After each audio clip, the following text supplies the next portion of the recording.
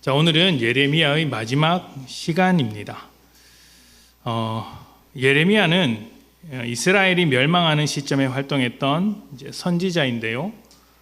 말씀을 전하는 동안 굉장히 힘든 삶을 살았습니다. 하나님께 부름을 받아 말씀을 전하는 내내 사람들의 반대와 공격을 받았고 목숨을 내놓아야 하는 자리까지 끌려갔습니다. 겨우 살아났지만 그렇다고 죽음이 멀리 떨어진 것은 아니었습니다. 항상 쫓아왔고 죽은 것과 다름없는 상황을 달고 살았습니다.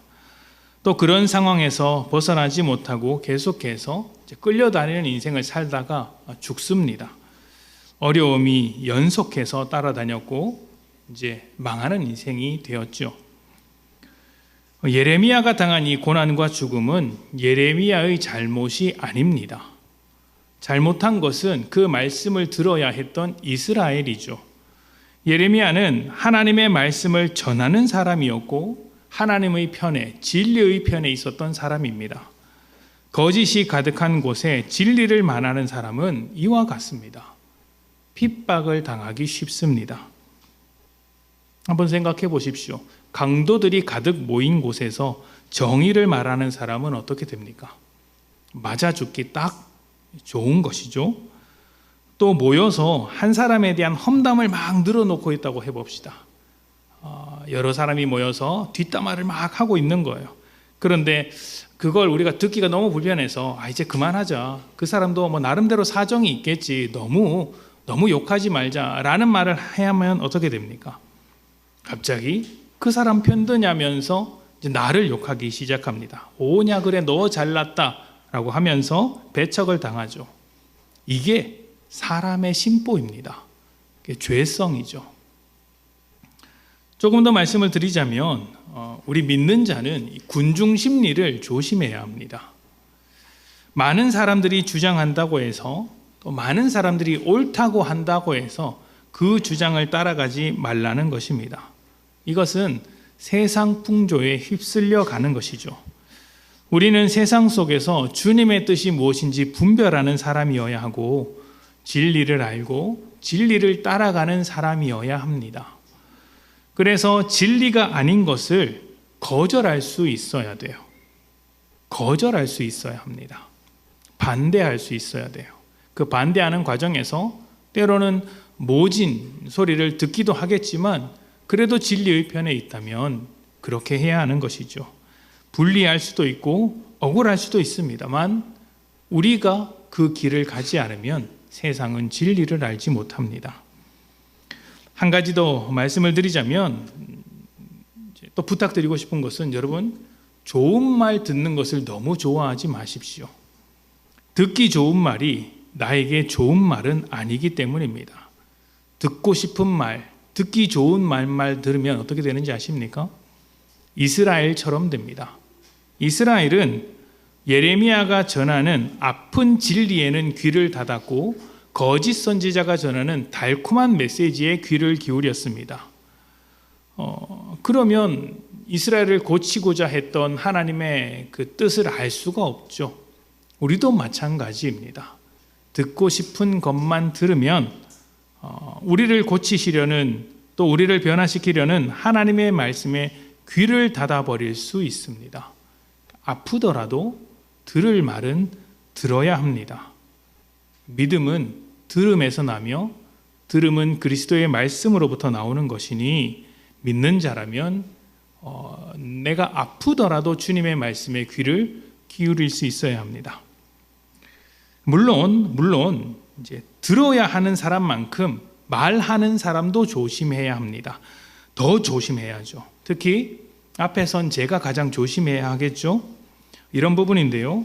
우리는 내가 하고 싶은 말을 하나님의 말씀인 것처럼 또 내가 하고 싶은 말을 상대방을 위한다는 명분으로 그럴듯하게 포장해서 말할 때가 많습니다.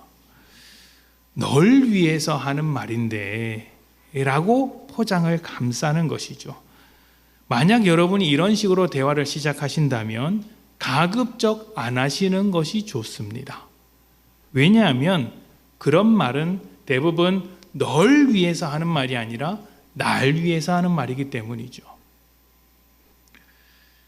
그런데 정말 상대방을 위해서 말을 해야 될 때가 있습니다. 말을 해야 될 때가 있죠. 그럴 땐 여러분, 말하기 전에 먼저 기도하셔야 합니다. 기도해야 합니다. 상대방을 위해서 주님께 기도하면서 동시에 내가 하는 말이 정말 상대방에게 필요한 말인지, 사심 없이 상대방을 사랑해서 하는 말인지를 주님 앞에서 철저하게 점검해야 되는 거예요. 주님의 마음을 품고 말해야 하는 것이죠. 주님의 마음이 무엇입니까? 불평의 마음일까요? 억울한 마음일까요? 분노일까요?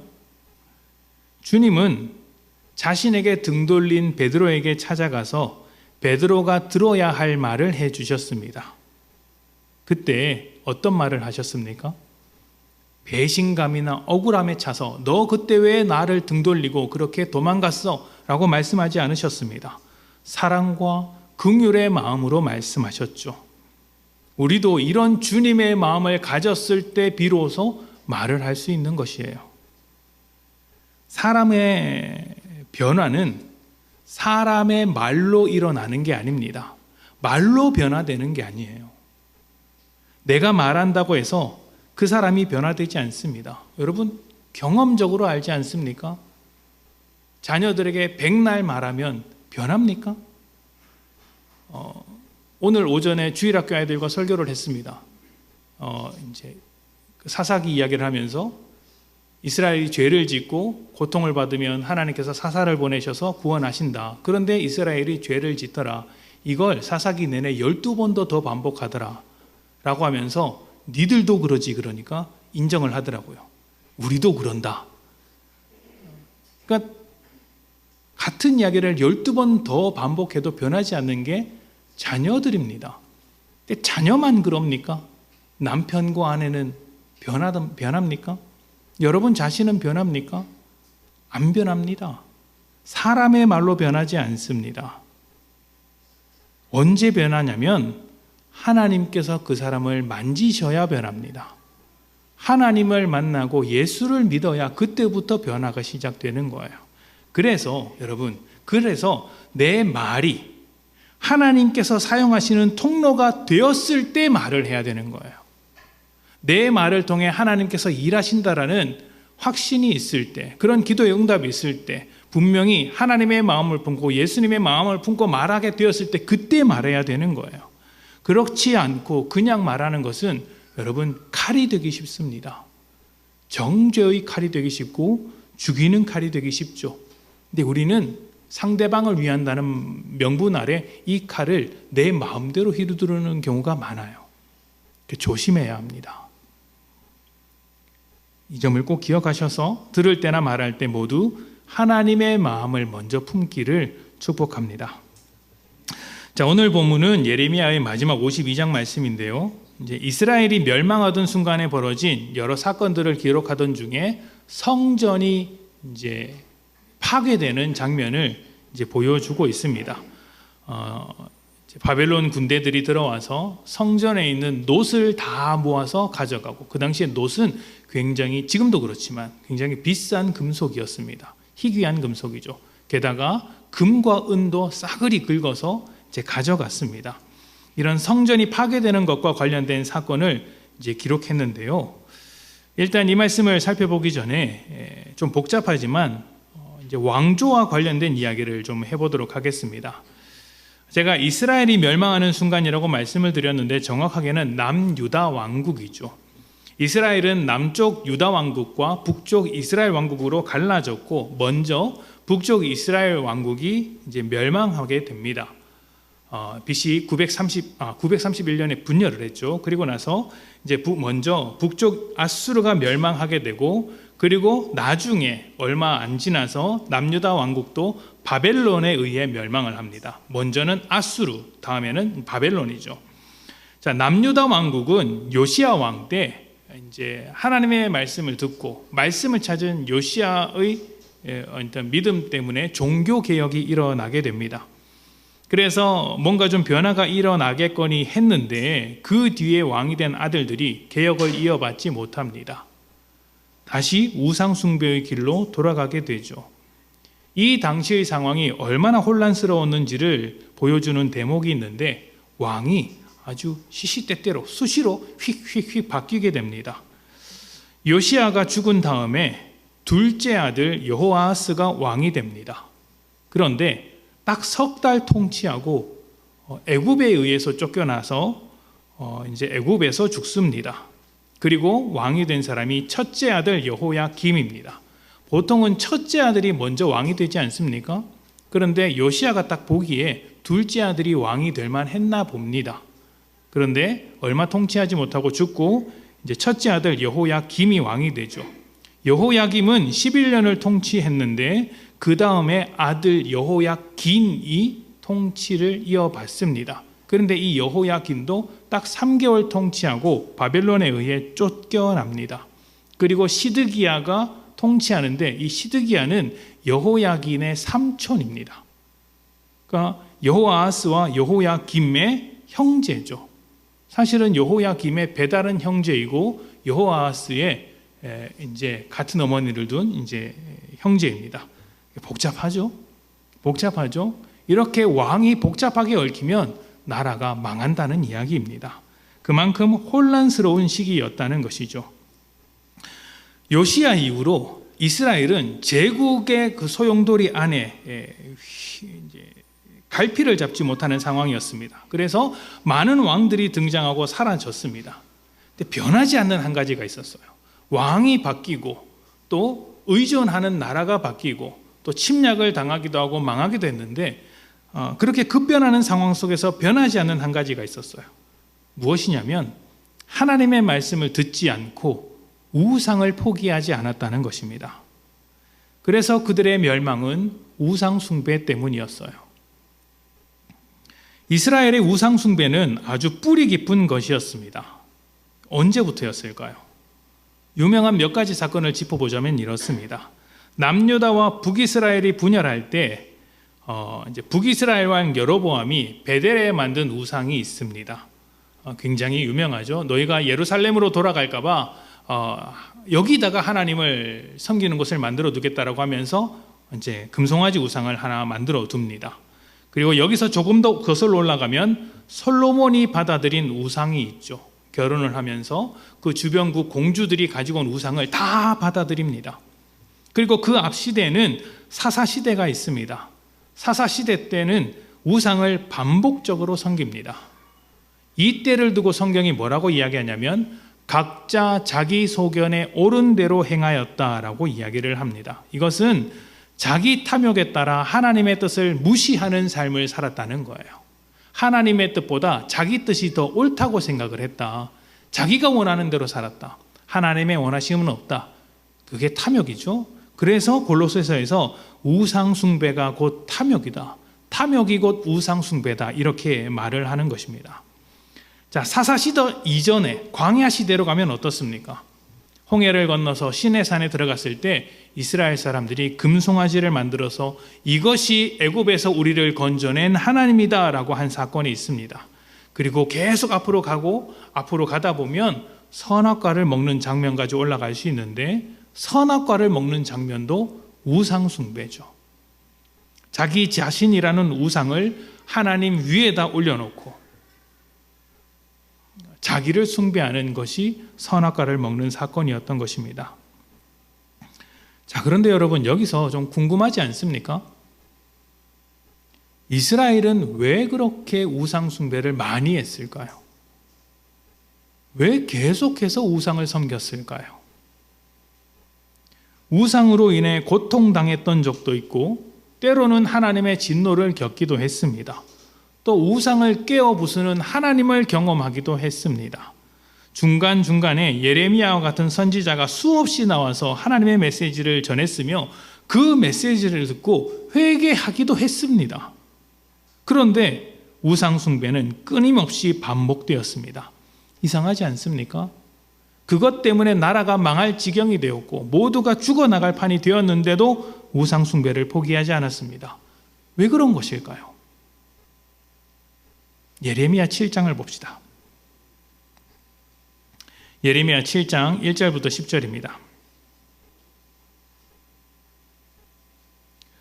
여호와께로부터 예레미야에게 말씀이 임하니라. 이르시되 너는 여호와의 진문에 서서 이 말을 선포하여 이르기를 여호와께 예배하러 이 문으로 들어가는 유다 사람들아, 여호와의 말씀을 들으라. 만군의 여호와 이스라엘의 하나님께서 이와 같이 말씀하시되 너희 길과 행위를 바르게 하라. 그리하면 내가 너희로 이곳에 살게 하리라. 너희는 이것이 여호와의 성전이라 여호와의 성전이라 여호와의 성전이라 하는 거짓말을 믿지 말라. 너희가 만일 길과 행위를 참으로 바르게 하여 이웃들 사이에 정의를 행하며 이방인과 고아와 과부를 압제하지 아니하며 무죄한 자의 피를 이곳에서 흘리지 아니하며 다른 신들을 뒤를 따라 화를 자초하지 아니하면 내가 너희를 이곳에 살게 하리니 곧 너희 조상에게 영원 무궁토록 준 땅이니라. 보라, 너희가 무익한 거짓말을 의존하는도다. 너희가 도둑질하며 살인하며 간음하며 거짓 맹세하며 바알에게 분향하며 너희가 알지 못하는 다른 신들을 따르면서 내 이름으로 일컬음을 받는 이 집에 들어와서 내 앞에 서서 말하기를 우리가 구원을 얻었나이다 하느냐. 이는 이 모든 가증한 일을 행하려 함이로다. 아멘. 자, 8절을 보면 하나님께서 너희가 무익한 거짓말을 의존한다라고 하십니다. 어떤 거짓말이냐면 4절에 나와 있죠. 너희는 이것이 여호와의 성전이라 여호와의 성전이라 여호와의 성전이라 하는 거짓말입니다. 이스라엘이 반복해서 우상 숭배를 했던 이유, 바로 여기에 있습니다. 그들은 성전을 가지고 있고 절기를 지키고 있으며 제사를 드리고 제물을 바치는 것으로 충분하다고 생각했던 것입니다. 정작 하나님에 대해서는 알려고 하지 않았고 하나님의 뜻을 듣지도 않았습니다. 여러분, 우상 숭배가 무엇일까요? 우상 숭배가 무엇일까요? 하나님을 안 믿고 다른 것을 믿으면 우상 숭배입니까? 그게 우상 숭배 맞습니다. 하나님을 믿지 않고 다른 것을 믿으면 우상 숭배입니다. 그런데 여러분, 이스라엘이 보여주는 우상 숭배는 그것과 조금 다릅니다. 이스라엘은 하나님의 백성으로서 하나님을 섬겼습니다. 성전에서 모였고 제사를 드렸고 절기를 지켰고 제물을 바쳤습니다. 율법을 열심히 가르치지는 않았어도 적어도 지켜야 한다는 생각은 있었겠죠. 그러니까 내가 하나님의 백성이다라는 정체성을 가지고는 있었습니다. 성전이 있으니까요. 그런데 뭐가 문제입니까? 하나님의 백성인데 하나님을 모르는 겁니다. 다시 말하면 하나님을 우상처럼 여겼고 하나님을 우상처럼 생각했습니다. 우상처럼 섬겼죠. 하나님을 하나님으로서 인정하고 대접했던 적이 없습니다. 하나님의 뜻이 무엇인지, 하나님이 어떤 분인지에 대해서는 생각 없이 그냥 수많은 우상 중에 하나로 하나님을 생각한 것이죠. 앞에서 우상 숭배를 탐욕이라고 말씀을 드렸는데 우상이란 그 탐욕을 이루어주는 도구에 불과합니다. 전에도 말씀드렸던 부분이죠. 우상은 도구이기 때문에 뜻이 없습니다. 목적이 없습니다. 방법만 있습니다.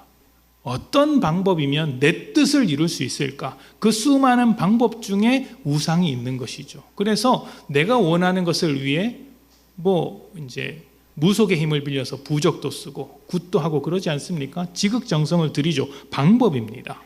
방법은요, 쉬울수록 좋습니다.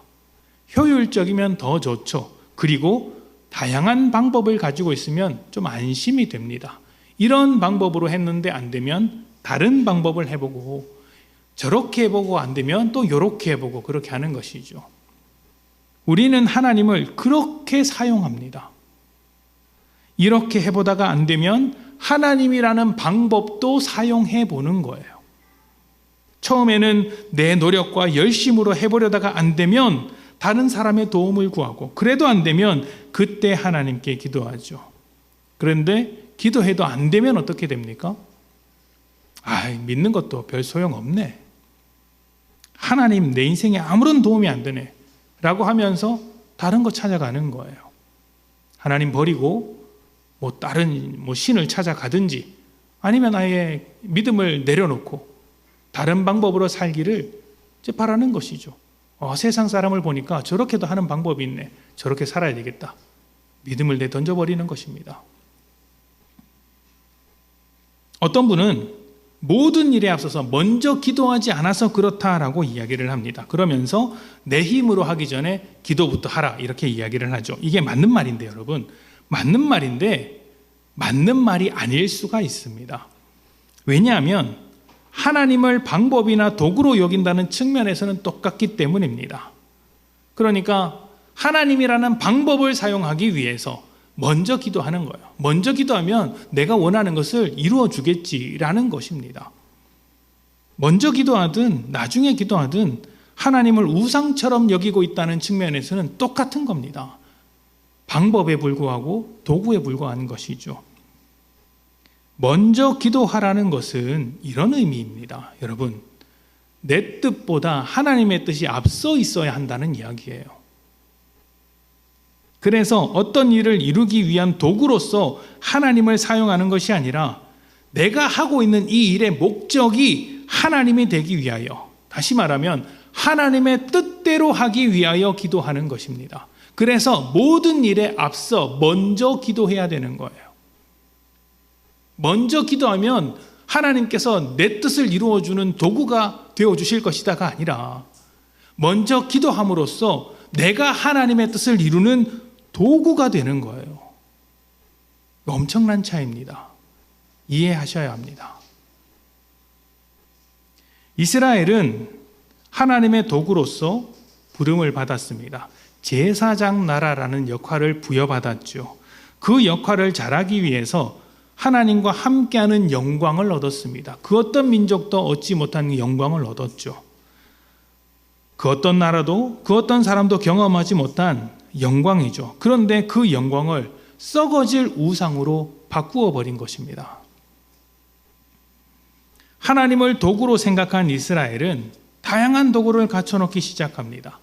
정치적인 이유로, 경제적인 이유로, 국가적인 이유로, 개인적인 이유로 하나님을 포함해서 다양한 우상을 모아놓고 내가 원하는 것을 얻을 수만 있다면 그 어떤 것이든 상관없다는 식으로 하나님을 섬기기도 했다가 우상을 찾아가서 제사하기도 했다가 한 것이죠. 도구로 사용한 것입니다.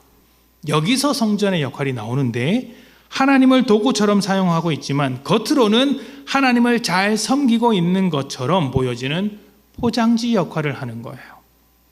하나님을 하나님답게 생각하지 않으면서 삶에서 하나님의 뜻대로 살아가는 것은 없으면서 하나님이 어떤 분이신지 알지도 못하면서 내가 그래도 성전에서 제사를 드리고 있으니까, 그래도 제물을 바쳤으니까 아무런 문제를 느끼지 않는 것이죠. 이런 것이 우리에게로 오면 어떻게 되는지 아십니까? 이런 이스라엘의 태도가 우리에게로 오면 그래도 나는 예배를 드렸으니까 하나님 예배까지만 하겠습니다. 순종은 안 하겠습니다. 라는 것과 같습니다. 아니면 하나님 순종은 여기까지만 하겠습니다. 요거 넘어가면 못합니다. 내가 원하는 것까지만, 내가 좋아하는 것까지만 하겠습니다. 하나님 여기까지입니다.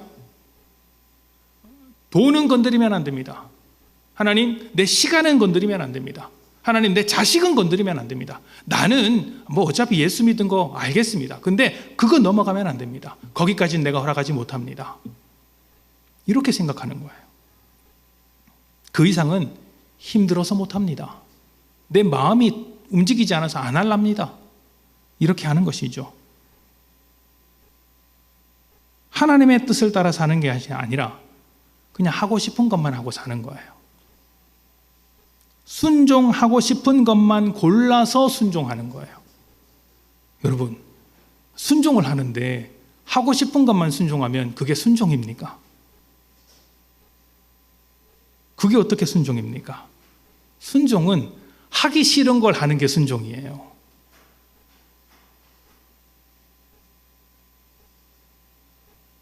좋아하는 사람하고만 사는 게 순종입니까? 아니면 싫은 사람하고도 같이 사는 게 순종입니까? 싫은 사람하고도 살아야 하는 게 순종이에요. 하나님, 저 사람 꼴도 보기 싫습니다. 제 앞에서 치워주십시오. 그렇게 간절히 기도하는 건 여러분 그거 믿음 아닙니다. 근데 우리는 그런 걸 가지고 열심히 기도를 해요. 하나님의 뜻을 먼저 생각해야죠. 그게 기도입니다. 하나님, 나를 힘들게 하는 사람이 있습니다. 정말 꼴도 보기 싫습니다. 그런데 왜 저 사람을 내 곁에 두셨습니까? 그 뜻이 무엇입니까? 이렇게 물어야 합니다. 저를 둘러싼 어려움을 통해 무엇을 말씀하시려고 그러십니까? 알게 해주십시오. 하나님의 뜻을 가르쳐 주십시오. 이런 상황 속으로 밀어넣으신 당신의 뜻은 어디에 있습니까? 그 뜻을 알게 해주십시오. 이렇게 기도해야죠.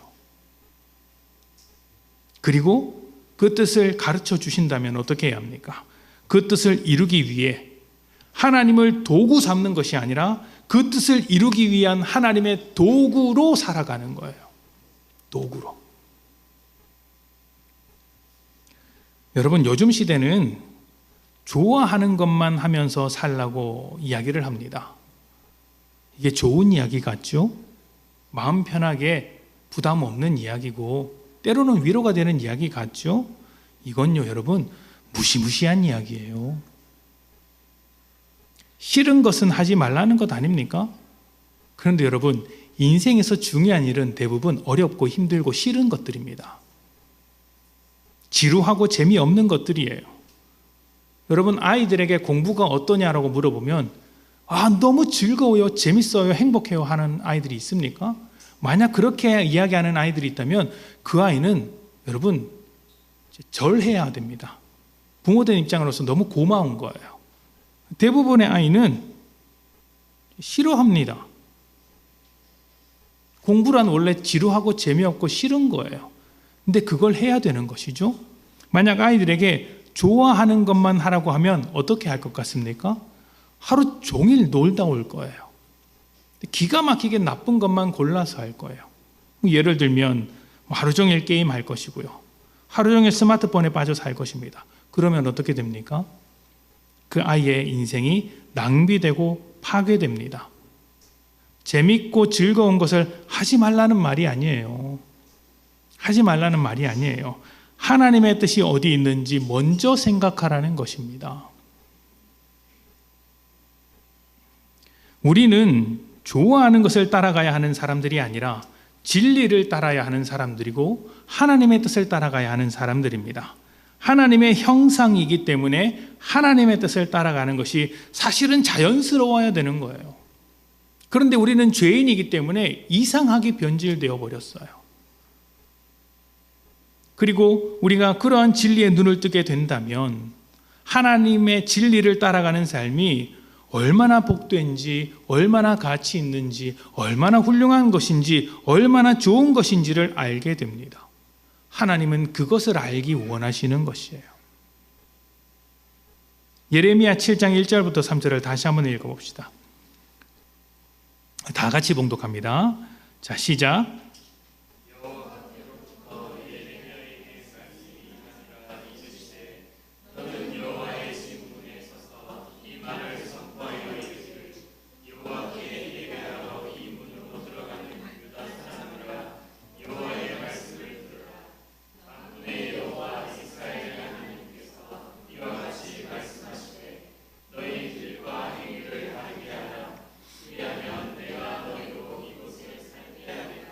아멘. 자, 하나님께서 원하시는 것이 무엇입니까? 너희 길과 행위를 어떻게 하는 거? 바르게 하는 것이라고 이야기를 합니다. 제사를 잘 드리고 종교적인 활동을 열심히 하는 것을 원하지 않으셨어요. 하나님이 원하시는 것은 우리를 하나님의 사람답게 살게 하는 것입니다. 여기에 타협은 없습니다. 여러분이 자녀를 훌륭하게 키워내는 일을 타협하고 싶으십니까? 타협해서 엉망으로 키우고 싶으십니까? 부모로서 타협할 수 없죠? 하나님도 우리를 향한 이 뜻, 바르게 살게 하려는 이 뜻을 타협하지 않습니다. 그래서 여러분, 제사보다 순종이 낫다는 말이 괜히 나오는 게 아니에요.